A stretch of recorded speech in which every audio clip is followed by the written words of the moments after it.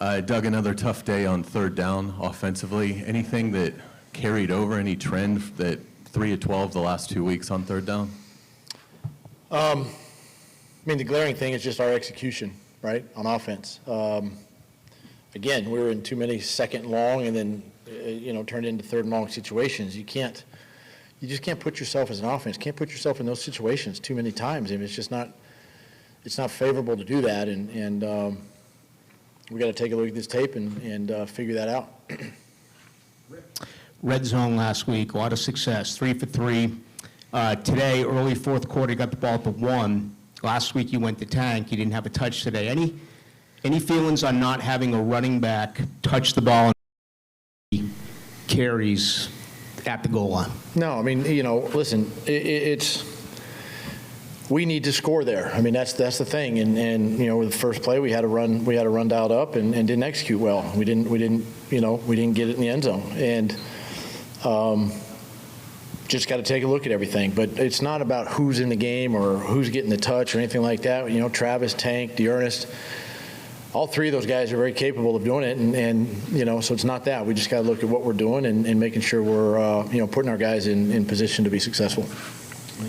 The defense today, 3 turnovers, seemed like a successful outing against a team like Kansas City. Just what did you see out there, and then why, I guess, wasn't the offense able to do anything with those turnovers, basically? Yeah, defense played well. I mean, defense kept us in this football game, created the takeaways you mentioned. And as I said, it's just execution. We've got to do better. We've got to execute. We got too many guys on offense, veteran players that, we all need to do better, starting with me. Doug, just how different was this from the playoff game last year defensively from what you saw of the Chiefs? And the other thing that I was going to ask also was, until the very end, you were in this game. Any score could have tied this game or given you the lead. So, looking back on that, just kind of your thoughts on that one as well. Yeah, I mean, last year, we moved forward. I mean, it's obviously a good football team, and they did a lot of the same stuff they did last year to us, so it wasn't anything that we did not expect. But again, you play good teams, you play well-coached teams, you can't beat yourself, and that's what we did today. We beat ourselves, Yes, the defense, yes, special teams played well, but it takes all 3 phases, right? That's what football teams do, and we didn't do that well enough today. The opportunities were there, and we didn't do it. We gotta look at this film and be hard and critical of ourselves, and bounce back next week. Doug, what's your level of surprise, concern that the execution, the offensive rhythm and flow hasn't been there, despite the fact almost everybody coming back year 2 in the system? I mean, you look at it in practice. I mean, the guys are doing it in practice. It's we just got to make sure we carry over, to the game. And as coaches, we got to make sure we're doing the right things and not doing too much, just putting our guys in position and letting them go play. And then as players, we just got to execute the plays and execute what we see, and we just again, it's something that we all have to be accountable for it, myself included, and make sure that we get it corrected.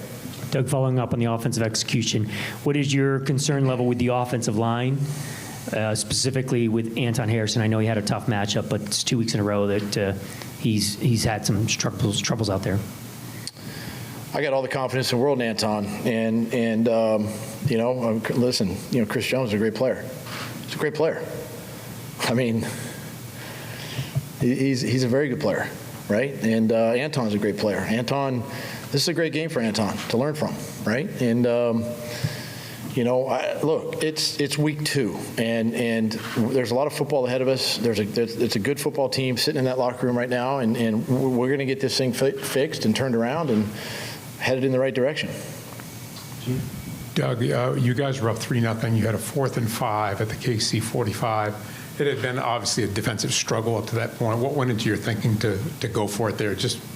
Were you enough on the other side of midfield that you wanted to? Yeah, I mean, I knew their offense wasn't like playing extremely well at the time, right? I mean, we had some opportunities, but I just wanted to stay aggressive right there, and I mean, that was just my decision. My decision to be aggressive and stay on the field.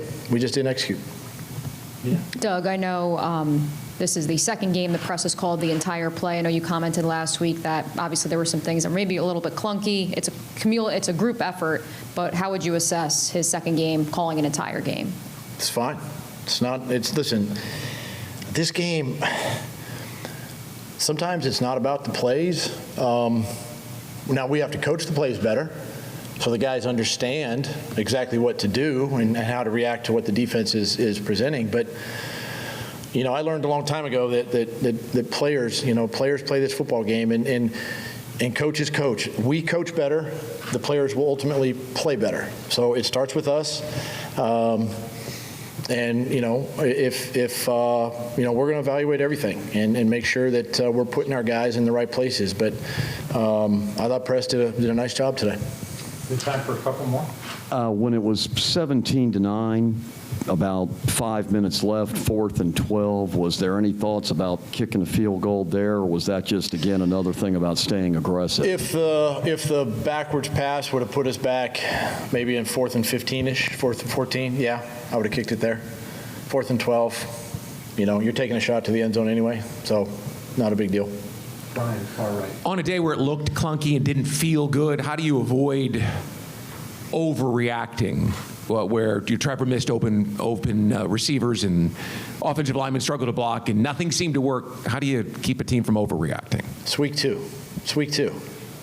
I mean, my gosh. It's week 2. We're 1-1. We're in a great spot. We lost to a good football team today. We didn't play great. Guys know that. Guys are going to rally. Guys are going to bounce back. We're going to be better next week. A lot of football ahead of us. And that's the,